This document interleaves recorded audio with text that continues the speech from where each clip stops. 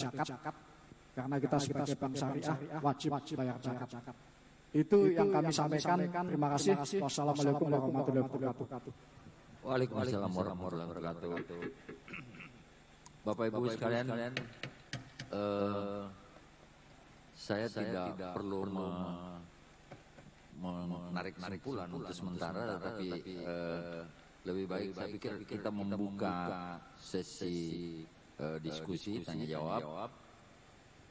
Dan tanya jawab akan saya buka baik untuk peserta yang ada dalam ruangan ini maupun masyarakat di luar yang mengikuti diskusi ini lewat online dan bisa mengajukan pertanyaan lewat chat box.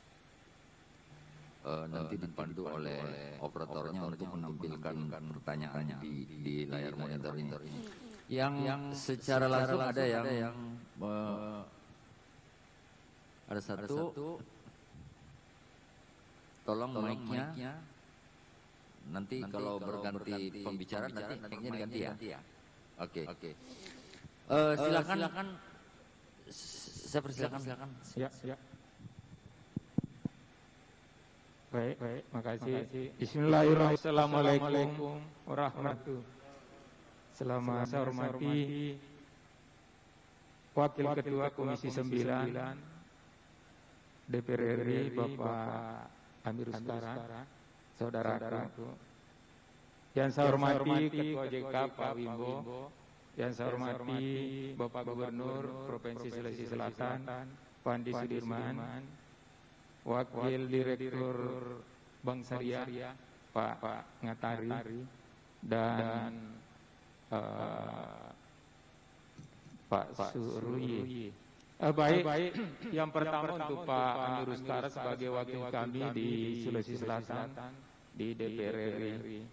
Sebagai gambaran Pak Amir, kalau kita berbicara porsi,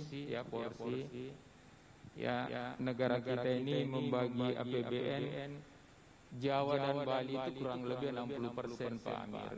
Jadi kalau kita ingin besarkan Indonesia Timur, di mana kita lihat bahwa Indonesia Timur ini adalah potensi alam dan sumber alamnya sangat besar. Nah, mestinya dorongan ekonomi harus lebih besar. Nah, kalau masih sistem pembagian proporsi selama ini 60% Jawa dan Bali, di luarnya itu hanya 40%, saya kira apapun teriakan kita. Saya di Apindo sudah 3 periode jadi ketua pengusaha. Teriakan apapun, kalau komposisi penyebaran dana APBN tidak terbagi dengan baik sesuai potensi alam dan sumber alam itu sendiri, saya kira diolah apapun kena mesinnya ada di uang. Itu satu. Yang kedua, tadi saya sangat bangga atas persentase Pak Amir Uskara. Kepekaan Pak Amir terhadap dunia saya sangat tajam. Kita lihat tadi bahwa tingkat kesulitan mendapatkan dana masih sangat tinggi. Nah, mungkin Pak Wimbo selaku Ketua JK untuk memperbaiki konstruksi pengawasan kepada teman-teman perbankan. Saya sebagai pengusaha tentu harus mengerti kepada para perbankan ketika dia ada keberanian, pada sisi lain regulasinya sangat ketat, tentu mereka tidak bisa bermanuver. Bisnis memang penuh resiko. Disinilah ketajaman seorang perbankan, direksi dan komisaris untuk memitigasi segala resiko yang ada. Nah, kalau kita normatif terus, saya yakin seperti inilah kondisi kita. Kita hanya meratapi diri kita tanpa ada progres yang terus-menerus ada penurunan. Tadi gambaran Pak Amir Uskara bahwa kita urutan 48. Tingkat rating terhadap kemudahan. Ya, sebenarnya ini aja kita baca udah bisa kita tahu. Tadi Pak Ngatari juga katakan, ini sebenarnya udah terjawab di ruangan ini. Kenapa banyak orang Islam di Indonesia tapi proporsi keikutsertaannya kecil? Jangan sampai syariahnya kita jadikan lambang, tapi pelaksananya itu tidak mencerminkan. Karena kita sadar tadi, negara luar justru pertumbuhannya besar. Berarti kembali lagi ke Pak Wimbo, harapan saya, masukan saya sebagai Ketua Pindo adalah tolong dilihat regulasinya Pak, tolong dilihat atau dimitigasi seluruh permasalahan yang ada, sehingga karakter masyarakat kita itu bisa kita sesuaikan.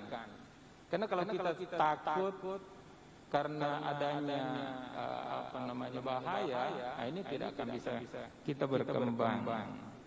Kemudian kita lihat juga bahwa 3,1% adalah rasio wirausaha terhadap jumlah penduduk. Nah, kapan ini besar?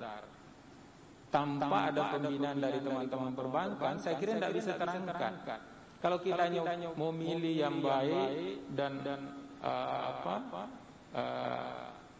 yang tidak ada masalah, ya saya kira akan berganti terus. Banyak pengusaha besar akhirnya turun kembali kecil, hilang. Ya, karena sudah tidak prospek lagi, mestinya ini dijaga. Pada titik mana perusahaan yang besar itu ketika jatuh, perbankan akan tetap selamatkan, bukan harus langsung dimatikan, cari lagi yang baru.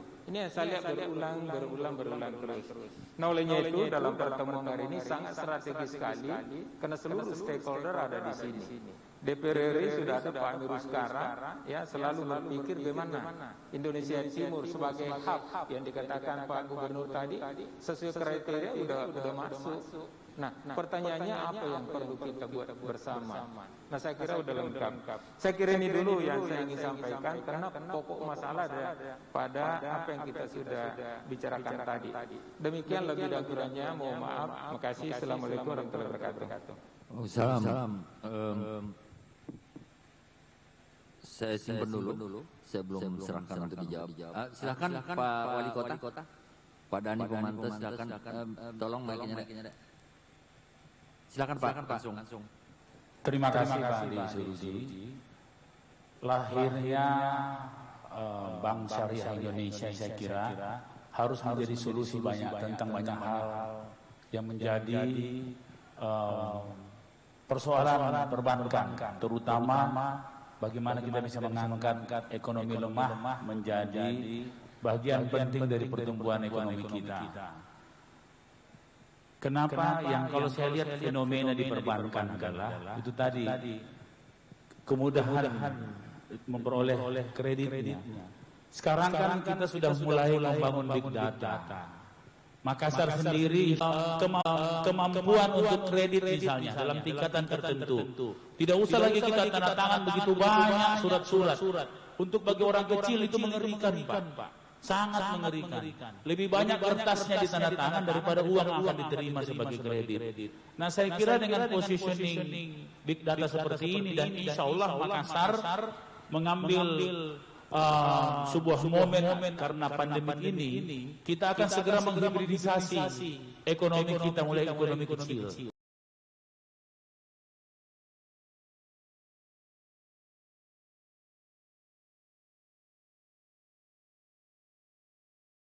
Dalam skala kota, di mana 60% online dan 40% offline. Bahkan insya Allah kami sudah memasukkan sebuah program yang namanya Makassar Virtual Economic Center. Kami bukan trade center, ya bukan business center, tapi economic center. Yaitu ada pembinaan-pembinaan tadi yang seperti disampaikan tadi, misalnya seperti oleh Pak PLT Gubernur, Pak Andi Sudirman, bahwa pemerintah kota akan menyiapkan sebuah UPTD packaging untuk membantu UMKM untuk bersaing, bisa line up di positioning global misalnya lewat momen pandemik yang menuntut kita untuk bervirtual atau hibridisasi ekonomi. Ini sudah menjadi bahagian daripada program KM Makassar Recover. Nah, lahirnya BSI atau hadirnya BSI, saya kira kan biar bisa melakukan loncatan-loncatan kemudahan seperti sistem virtual atau sistem big data yang insya Allah, dan saya lihat di Dirjen, saya baru minggu lalu bersama-sama Dirjen Dukcapil, Prof. Sudan, yang mana juga perbankan semua mendapatkan otoritas mengakses data itu. Lengkap semua Pak. Berapa tabungan seseorang, berapa utang seseorang. Kemudian di situ bisa dilihat analisis kelancaran kreditnya langsung. Kenapa tidak dipakai saja itu? Sehingga orang datang, kita sudah tahu bahwa misalnya Makassar ingin membuat 5.000 lorong wisata dengan startup lorong. Maka ada indeks kelayakan kredit dari masing-masing itu. Jadi tidak usah menunggu ada penelitian, ada macam-macam, memperpanjang waktu dan membuat administrasi tambah rumit. Saya kira demikian.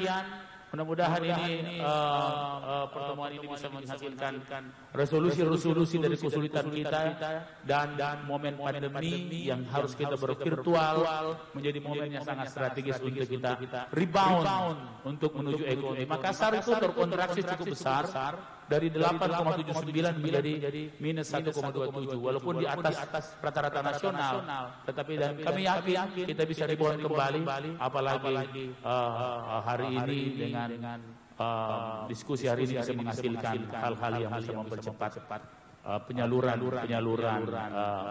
pembiayaan ke masyarakat yang akan tentunya membangkitkan ekonomi kita. Terima kasih. Wabillahi taufiq. Wassalamualaikum warahmatullahi wabarakatuh.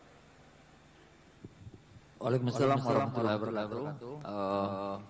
Kalau masih ada di dalam ruangan saya kasih dulu. Dan ternyata sudah. Oh silakan Pak. Ada silakan. Satu lagi dulu sebelum saya ke virtual. Virtual ini semangat juga mau nanya ini. Silakan Pak. Terima kasih Pak. Bismillahirrahmanirrahim. Assalamualaikum warahmatullahi wabarakatuh. Yang saya hormati Pak Gup, Pak Pimpinan OJK, Pak Bowo dari PSI, Pak Ketua Komisi DPR RI. Ini sebuah garapan khusus dari semua lintas. Ya, kita ketahui kawasan sangat berpotensi sekali.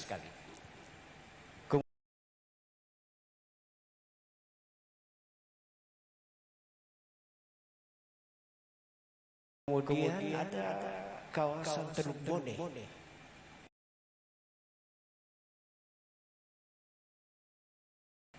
Luar biasa sekali ini kalau kita mau kaitkan dengan kemudahan investasi untuk mendorong itu, bukan tidak mungkin akan melahirkan suatu pusat-pusat pertumbuhan baru.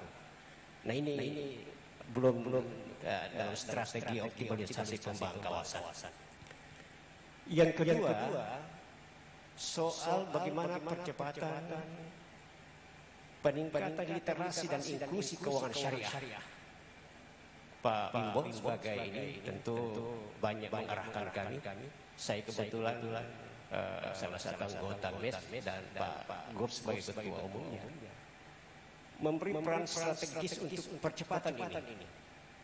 Dan dari Biro Perekonomian Provinsi Sulawesi Selatan harus kita bangun sebuah model ekosistem bisnis yang kira-kira menjadi bagian yang memberi ruangnya agar bisa ada supaya satu saja ini digerogoti sehingga multiplier efeknya bisa luas, spektrumnya bisa lebih jauh dan